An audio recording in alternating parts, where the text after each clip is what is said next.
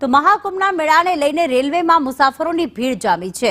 Ahmedabad railway platform ઉપર લોકોનો ધસારો જોવા મળી રહ્યો છે। રેલવે સ્ટેશન ઉપર સુરક્ષા વ્યવસ્થાના લીરે લીરા ઉડતા જોવા મળ્યા। સાબરમતી રેલવે સ્ટેશન ઉપર સુરક્ષાના નામે મીંડું હોય તેવું સામે આવ્યું। બેરિકેડિંગ વિના જ પ્લેટફોર્મ પર કન્સ્ટ્રક્શન કામગીરી શરૂ કરવામાં આવી। પ્લેટફોર્મ નંબર 7 ઉપર ચાલી રહી છે રિનોવેશનની કામગીરી અને ત્યાં કોઈ જ બેરિકેડ મૂકવામાં નથી આવ્યા। બીજી તરફ ચાલુ કામ દરમિયાન લોકો અહીંયા પસાર થઈ રહ્યા છે। શું રેલવે બોર્ડ કોઈ મોટી હોનારતની રાહ જોઈ રહ્યું છે?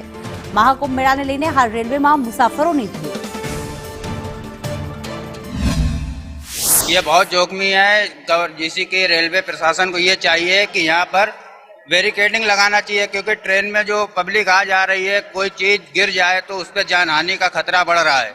तो इन लोगों को ये चाहिए जैसे कि कोई चीज लगाना चाहिए इनको, यहाँ पर कोई चीज लगा दे तो इंसान को समझ में आएगी कि यहाँ पर से बच के निकले, तो इसके लिए बेहतर रहेगा। कितना जोखम रहता है इसका? जोखम तो बहुत है, इसे ये लोग काम कर रहे हैं, इनको जो तो ऊपर है तो नीचे वालों को जोखम ज्यादा है। तो હું જ્યારે પણ આવું ને ત્યારે એક તો starting for gate, not for safety in this side, inside only, outside બરાબર છે। તો સ્ટાર્ટિંગ આપણે એક ટ્રેકની વાત કરીએ તો ઓટો સ્ટેન્ડ છે ત્યાંથી સેફટીનું સ્ટાર્ટ થાય છે બરાબર છે। પબ્લિક બી અવેરનેસ નથી ક્યાંથી આપણને સ્ટેન્ડ ક્યાં, એટલે ઓટો સ્ટેન્ડ ક્યાં છે ત્યાંથી બરાબર। ઇનસાઇડ તો કન્સર્ન છે જ, તમે જોઈ રહ્યા છો અહીંયા બરાબર છે। સેફટીના અત્યારે કોઈ એટલે એક રિમાર્ક એટલે જે રિમાર્ક હોય સ્ટેચ્યુ હોય બરાબર છે કે અહીંયા પોસ્ટર હોવું જોઈએ, એવું પોસ્ટર પણ નથી। ઇવન સેફટીના જે એ લોકો ઇક્વિપમેન્ટ પહેરતા હોય, હેલ્મેટ છે બરાબર છે, એ પણ નથી। તો અહીંયા ગવર્મેન્ટે એટલીસ્ટ એ લોકોને અવેરનેસ હોવું જોઈએ, અદરવાઇઝ એ લોકો એક સિક્યુરિટી ટીમ અવેર કરવી જોઈએ, જેથી કરીને અહીંયા 24 અવર્સ રહી શકે અને પબ્લિકને અવેર કરી શકે। પાથવે પણ નથી અહીંયા, જનરલી તમે જોશો ને દરેક જગ્યાએ પાથવે પણ હોય છે, કયા ટ્રેક ઉપર જવું કે ન જવું।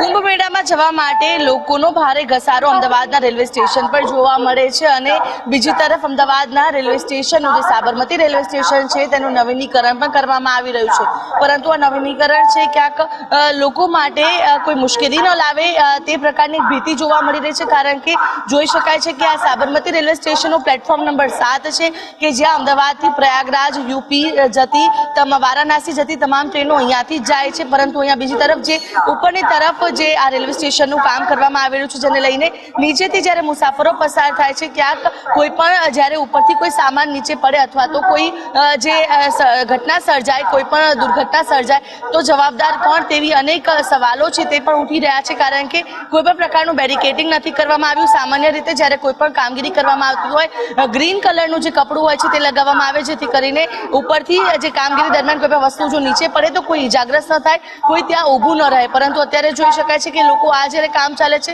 તેને નીચેથી જ પસાર થઈ રહ્યા છે। કામગીરીમાં પણ જે પૂરતી જે તકેદારી રાખવી જોઈએ તેનો અભાવ સામે આવી રહ્યો છે, કારણ કે મુસાફરોની જે સુરક્ષાને લઈને પણ અહીંયા અનેક સવાલો ઉઠી રહ્યા છે, કારણ કે જો કોઈ પણ કામગીરી કરવામાં આવતી હોય તો તેને કોર્ડન કરવું જોઈએ, તેને કવરઅપ કરવું જોઈએ, જેથી કરીને જ્યારે મુસાફરો અહીંયાથી પસાર થાય ત્યારે કોઈ પણ વસ્તુ પડે અથવા તો કોઈ પણ અહીંયા ઘટના સર્જાય તો મુસાફરોને ઇજાગ્રસ્ત ન થાય।